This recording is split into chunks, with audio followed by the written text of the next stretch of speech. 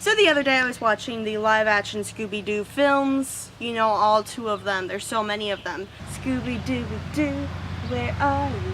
Don't judge me. So I'm sitting here, I'm watching these movies pretty passively, right? Because I'm sitting here, I'm playing with my ferrets. You know, my little baby girls. But then we reach this very interesting scene where Fred is yelling at this news lady because, you know, the media keeps on cutting up what the Scooby-Doo gang are doing and making them look really bad. If you've ever seen this movie, you probably know what I'm talking about, but here it is just in case you don't. Saying is, it's all downhill for Mystery Inc. No! Hey, you're doing that thing again where you take everything I say out of context. You're trying to make it look like I think Coolsville sucks. No! Don't record that! All Fred Jones had to say was, I think Coolsville sucks.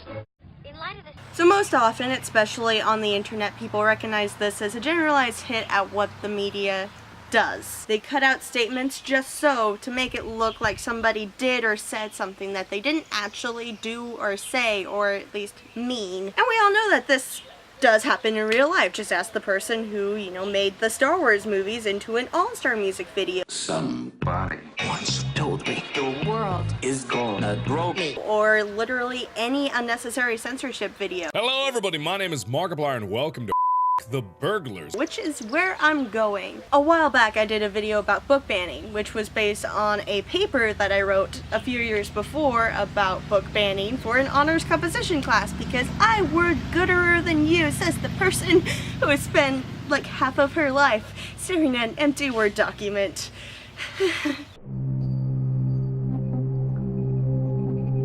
But you can find a link to that video that I did a while back in the doobly-doo below, and possibly at the end of the video if I remember to put it there. We'll see. But way back, those years when I was like, I don't know, 15, 16, when I originally wrote the paper, I got into this debate. Why should something like Looking for Alaska, with its very controversial oral sex scene, be allowed in schools, but, you know, 50 Shades of Grey and Playboy shouldn't? At the time, my answer was pretty much just, this is what the target audience is for this particular media opposed to this media, and also generalized intent of what this is supposed to be saying.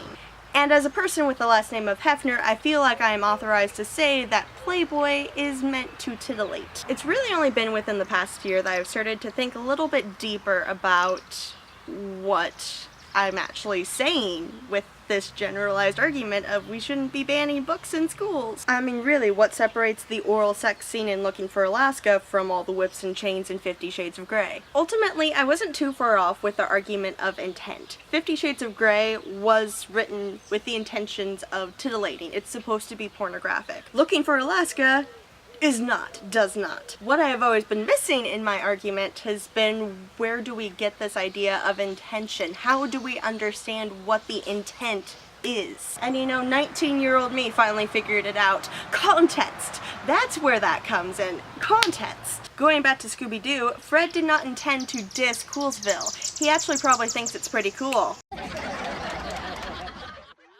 But the evil media crew removed the context of his statement. In Looking for Alaska, the oral sex scene has been one of the primary reasons listed for it being banned in schools all across the US. But when you actually look within the context of the story and actually read the scene, it is horrendously awkward, especially when you are reading it in front of a crowd of people, and especially when 2 nights before you read it in front of a crowd, you presented your presentation practicing it in front of a friend and she kept on laughing at the word penis. Thank you very much for that. You're awesome. But people, and by people I mean parents, who seem to think that their kids should not know what sex is, which is going to make it really awkward when all of their teenagers end up pregnant, and somehow in this hypothetical situation teenage boys are able to get pregnant, because that's what I know. Parents are just kind of told that there's this oral sex scene in the book, and they just go, oh no, they should not be allowed to read this thing. They should not be exposed to such pornographic materials. So this book is blacklisted because of this oral sex scene, until the lonely housewife who who has run out of Harlequin novels decides, hey, you know, I heard this book is interesting, I'm gonna read this, and then they come to this super awkward scene and they realize that there are worse fanfics on Tumblr than what this book exposes kids to. As a total aside, why do we even care if kids are exposed to sex in literature that just happens to be contemporary? I mean, we have no problem with letting kids read Romeo and Juliet, even though literally half of it is dick jokes. So ultimately, if you take away nothing else from this video, I think you should take away this. I think Coolsville sucks. Thank you so much for watching. Let me know your thoughts on context and censorship in the comments below. Also, yell at all the vehicles for being super noisy.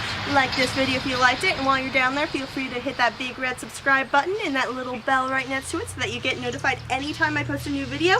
Also, in the doobly-doo below, check out all of my links, including my new art channel where I am posting daily videos Monday through Friday while people are messaging me for some odd reason.